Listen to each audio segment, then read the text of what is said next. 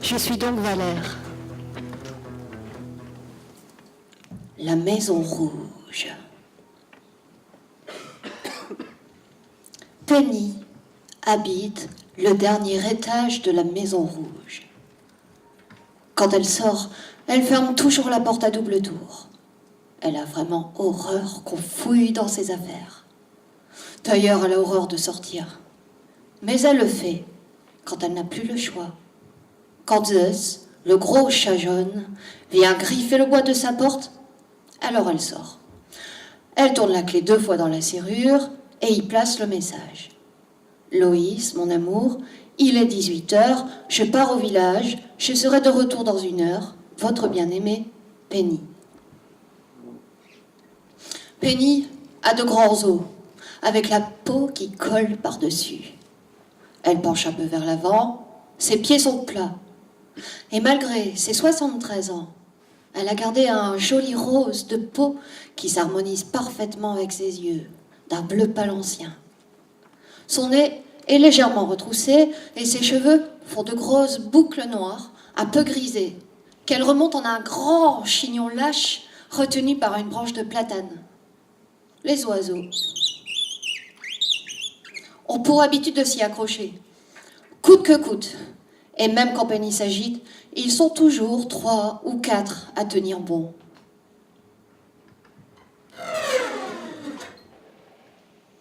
Penny monte en grinçant dans la 4L bleue marine. On ne peut rien faire de pire que cet engin-là. Il faut s'y reprendre à 3 fois pour fermer la portière, au moins 5 fois pour qu'elle démarre, et au moins 10 minutes avant qu'elle cesse de brouter. Sans compter l'odeur rance des pistes de Zeus qui zonnent dans l'habitacle. 6 kilomètres de pistes à slalomer entre les nids de poules, les chevreuils, les faisans, les lapins, pour arriver jusqu'à la COP. La COP, le seul commerce alimentaire et dépôt de pain sur la place de la Paix, entre la petite poste jaune et les pompes funèbres. Une grosse femme tient la caisse. Elle transpire à grasses gouttes à soulever ses cartons de livraison. Et quand elle se penche pour les poser à terre, on voit son cul emballé dans des culottes à fleurs énormes. Ah, chou Penny! Alors, Zeus a encore tout avalé? Oui, encore bon. Donnez-moi les 2 kilos. Non, pas de sac, c'est pas utile. La caissière fait su, monte sur la pointe de ses orteils pour regarder le corps sec de Penny sortir de la COP, s'acharner à grands coups de pied pour ouvrir la portière de la 4L, balancer le sac de croquettes sur le siège passager, monter à bord nerveusement et s'en aller en broutant vers la départementale. En entrant sur les riales, Penny cherche le camion vert de Loïs. Il n'est pas rentré. Elle scrute la Maison Rouge. Toutes les fenêtres sont allumées. Les jumeaux, Padeuil et Christy, remontent du taudis du sous-sol. Ils se figent en voyant arriver sur la piste le 4x4 de Monsieur le maire. Salut, Penny. Ça fait maintenant 3 fois qu'il la vole, la statue. En plus, cette fois, ils ont collé du papier journal sur les yeux. Va falloir la faire restaurer. Ça va te coûter un bras, ma petite dame. Ça commence à bien faire tout ça, Penny. Bon, Penny reste là, sans rien dire. Padeuil s'avance, au plus près de la figure de Monsieur le maire.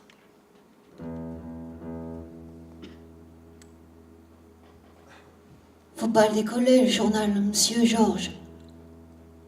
C'est pour elle qu'on a fait ça. Vous voyez pas qu'elle souffre?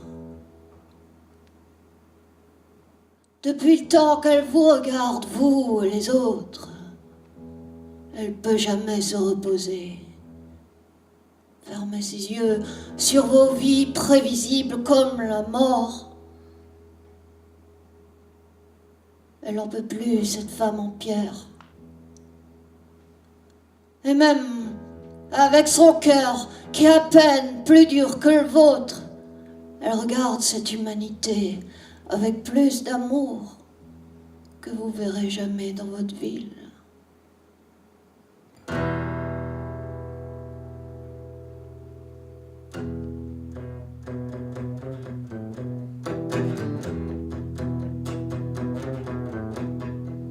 Dans ma rue, on chic avant de s'endormir. On mord au retour des femmes en robe de printemps. Quand déjà la nuit s'en mêle de ses ocres pâles.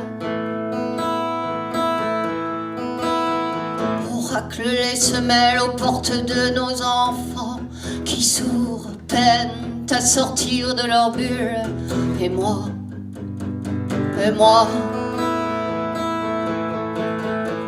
les yeux sculptés ouverts, j'ai vu vos vies se tordre aux mains creuses de la mort. Et j'ai vu vos mères enfanter encore et gratter sur leur ventre le corps d'une autre vie.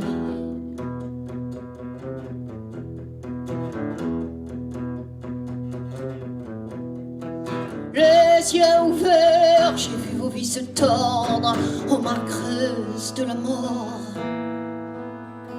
Et moi,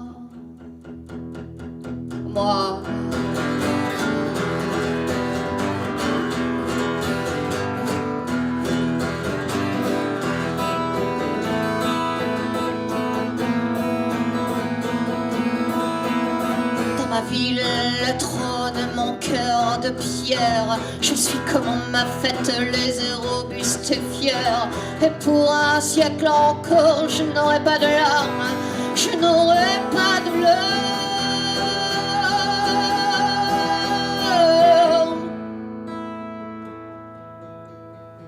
Si seulement vos âmes pouvaient avant l'aurore me tailler des paupières. Si seulement vos âmes pouvaient avant l'aurore me tailler des paupières pour qu'enfin je m'endorme,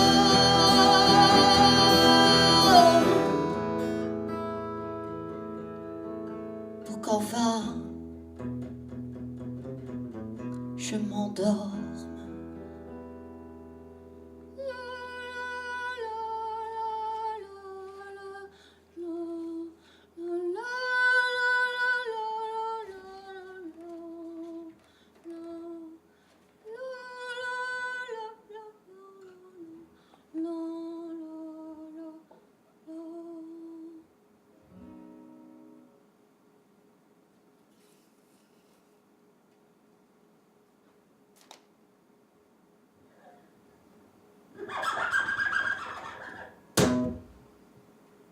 Au 6e étage de la Maison Rouge, Plume a fait un trou dans le plancher pour mater Nubili. Par là, il a une perspective sur la totalité de sa chambre. C'est pour elle qu'il écrit des poèmes.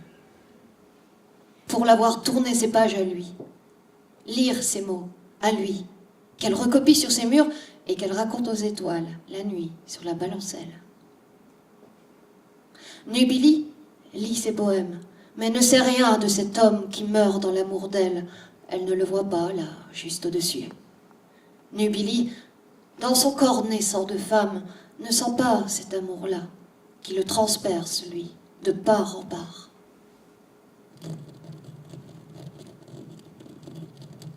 Au 5e étage de la Maison Rouge, Nubili danse avec son châle de laine. Vêtue de sa petite combinaison de coton lilas, elle a ouvert sa fenêtre et se penche pour recevoir ce qui dégorge encore du ciel. Elle tend ses bras en avant et plisse ses yeux, électrisée par cette petite pluie froide qui pétille sur sa peau rose. Et puis elle descend dans le jardin. Plume se précipite derrière elle. Et comme il n'ose pas la regarder en face, il passe d'un arbre à un autre, ou alors carrément il entre entièrement dans les fougères. Nubili fait le tour de la Maison Rouge pour voir si des fleurs se sont ouvertes. Elle aime faire des bouquets de marguerites quand il pleut. On peut alors l'entendre rire sur tout l'Erial. et même jusqu'au dernier étage de la Maison Rouge. La pluie s'est arrêtée. Mais Billy s'est installé confortablement sur la balancelle. Plume reste à l'écart, assez loin pour ne pas avoir à affronter son beau visage, mais assez près pour voir tout ce qu'il veut voir.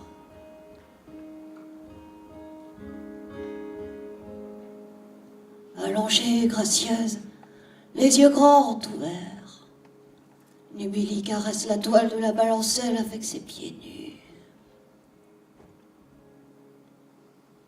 Elle observe les champs de blé, les abeilles qui tournent autour de son visage. Oh.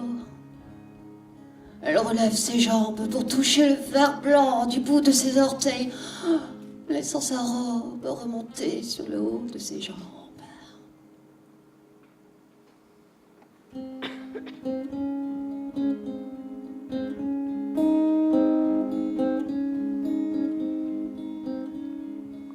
J'ai mis des seaux pour mes oiseaux, couverts de pluie, de suie, jetés par des salauds. Laver le dos de mon bateau qui pourrissait dans le temps noir. Non merci, ma balancelle me monte au ciel assez haut.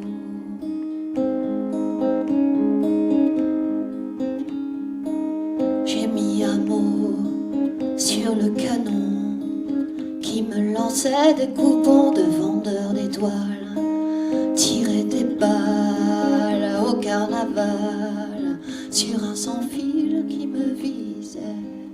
Non merci, ma balancelle me monte au ciel assez haut.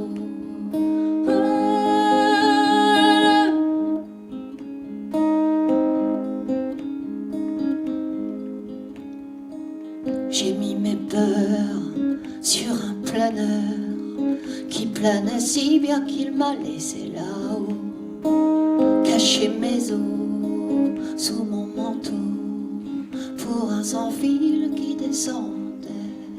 Non merci, ma balancelle me monte au ciel assez haut.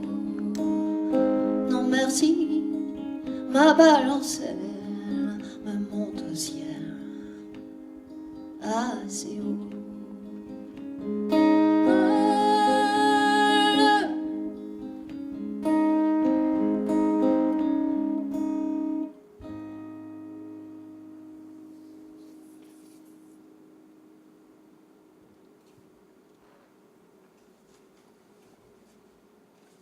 La nuit s'est enfoncée dans la Maison Rouge. Penny a guetté longtemps par la fenêtre. Elle repousse les plumes envahissantes d'un oiseau qui prend ses aises en étirant ses pattes. Elle est assise sur le bord de son lit et parcourt une lettre de Loïs.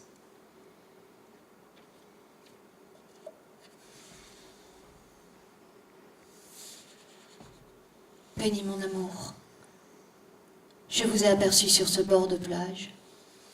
Vos grands cheveux fouettaient votre dos dans les bourrasques de vent tiède du printemps. Votre chemisier blanc vous gonflait comme un parachute. Vous sembliez très occupé à vouloir tout retenir. Vous tourniez sur vous-même comme un poisson pris dans un filet. Je vous entendais rire. Votre tête se tournait de tous les côtés. Le ciel et la terre n'avaient jamais été observés à ce point. Vous étiez enchanté. Vous regardiez le monde avec tant de lumière. Je vous ai approché sans crainte. Nos vies étaient déjà infiniment liées. Il me suffisait de prendre votre main dans la mienne et que nous partions.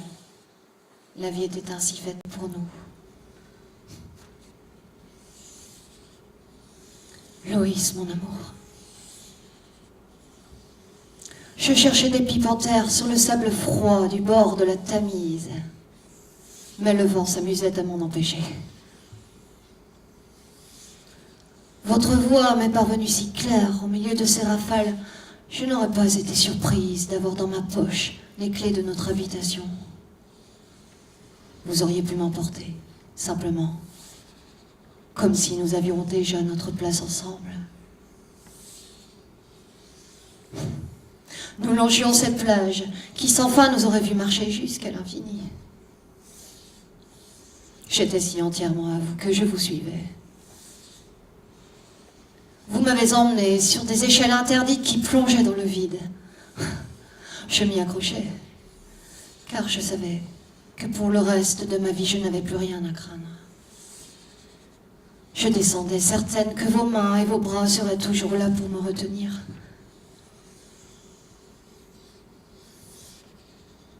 Vous m'avez prise par la main et vous m'avez demandé mon accord pour voler un bateau. Je vous ai dit oui, j'y ai bien cru. Je ne sais pas quelle limite il pouvait y avoir au don que je vous faisais de moi. Mais vous mentiez. Ce bateau était le vôtre. Vous étiez marin. Un homme grand, magnifiquement beau.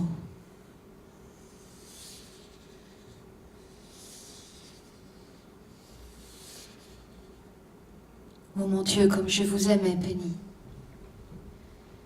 J'enfonçais mon visage entier dans votre chevelure épaisse qui sentait le bois. Je retenais le monde. J'avais si peur de le voir s'enfuir. Et la nuit circulait paisiblement au milieu de votre jungle délirante. Dans ce lit traversé de branches, nos corps se collaient dans la tendre chaleur des peaux de nuit. Je vous ai aimé, Loïs, comme nulle existence ne peut le concevoir. Un amour plein, sans qu'il soit humainement possible de le faire tomber ou de les rafler seulement.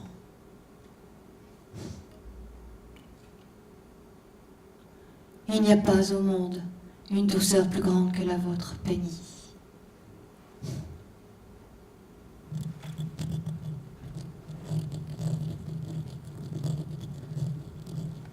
La nuit commence à effacer certaines parties de l'antre de Penny. Il fait froid. Le ciel coule à grands jets sur la maison rouge. Ses murs sont pleins.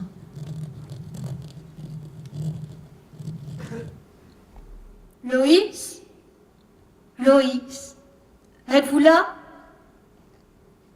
Êtes-vous là, Loïs? Êtes-vous là? Qu'allons-nous pour de bon, Loïs?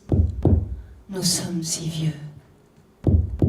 Comme deux épaves qui se dirigent ensemble vers les fonds éternels. Penny s'agite nerveusement. Puis le grand corps maigre se relâche.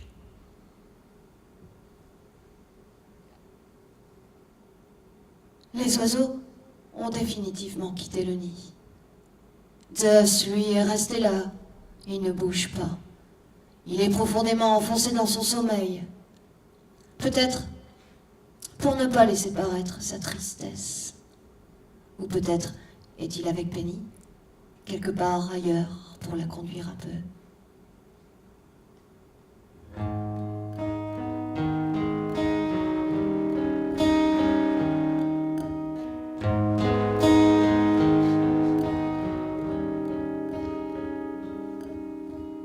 Faisons connaissance, palitons-nous ainsi, qu'une épave et son heure.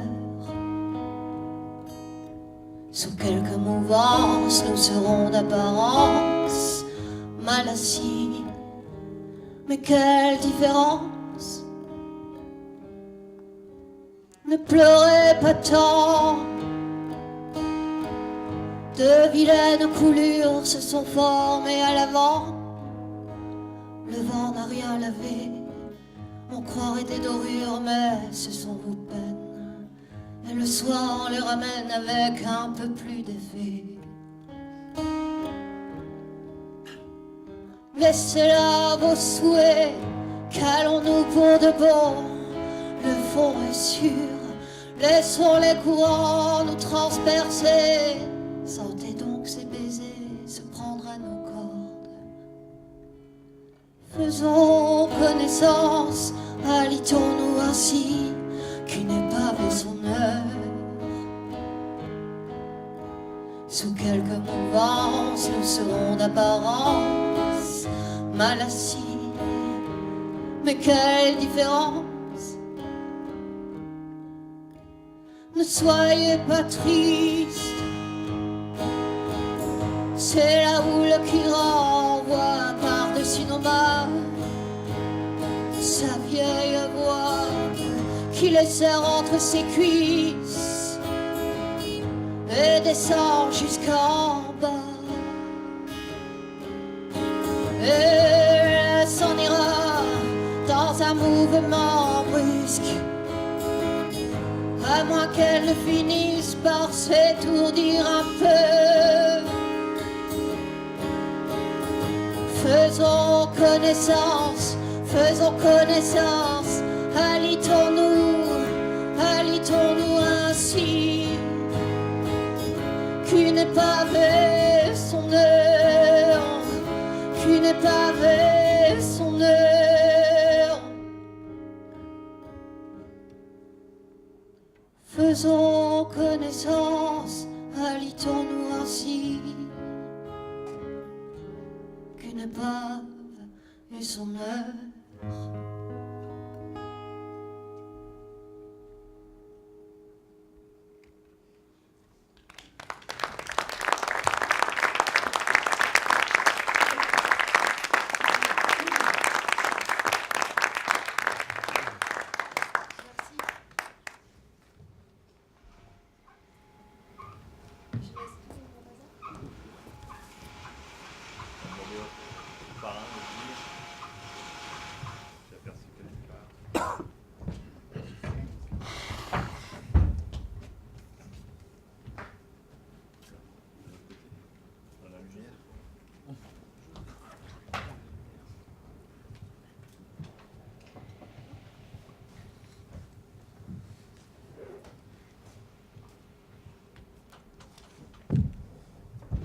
Merci.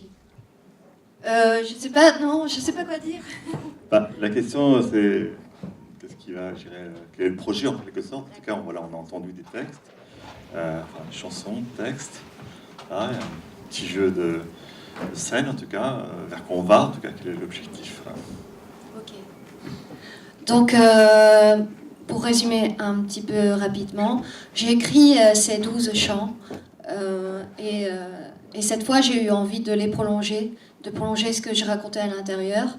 Et puis voilà, ça s'est resté un moment dans ma tête. Et puis l'été dernier, en fait, je me suis installée devant mon ordi et je me suis mise à écrire l'histoire de cette maison dans laquelle, qui est une maison un peu mystérieuse puisque elle est perdue en plein milieu des champs et de la forêt.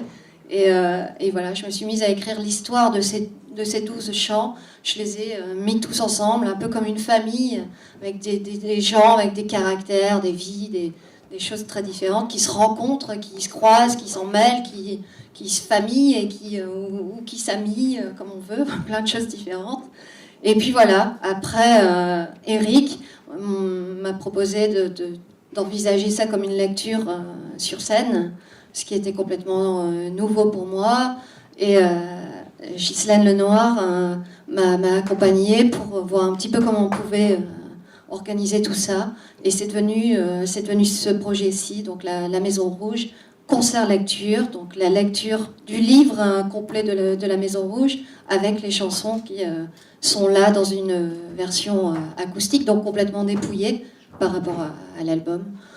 Voilà, pour moi c'est nouveau et j'adore ça. Voilà.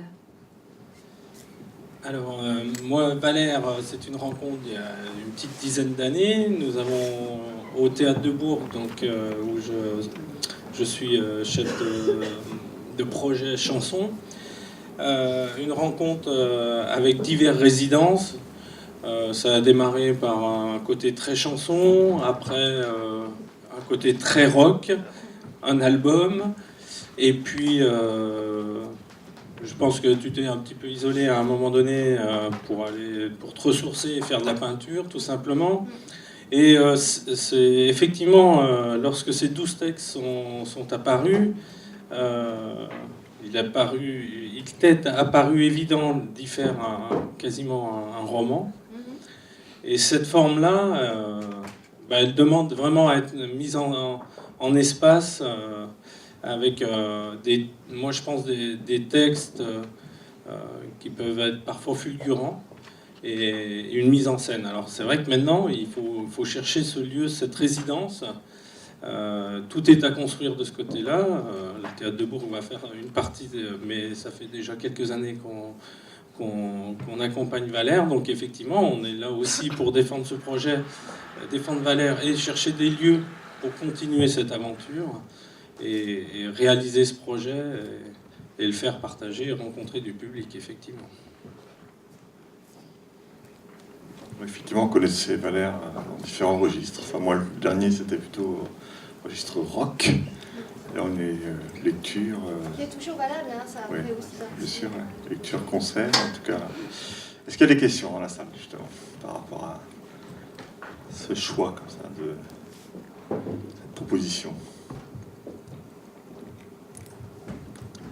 Est-ce que tu veux rajouter autre chose par rapport à ça? Est-ce que le projet de mise en scène, puisque c'est de ça dont vous parlez, suppose qu'il y aurait d'autres intervenants sur le plateau Non, c'est vraiment un projet solo. Maintenant, bon, là, j'étais un peu limitée dans le temps et dans la mise en scène. Bon, il y aura plusieurs fonds, plusieurs espaces, et je vais me déplacer sur scène, voilà. Mais ça reste un spectacle, un projet en solo. Ça veut dire que c'est un projet pas cher, peut-être.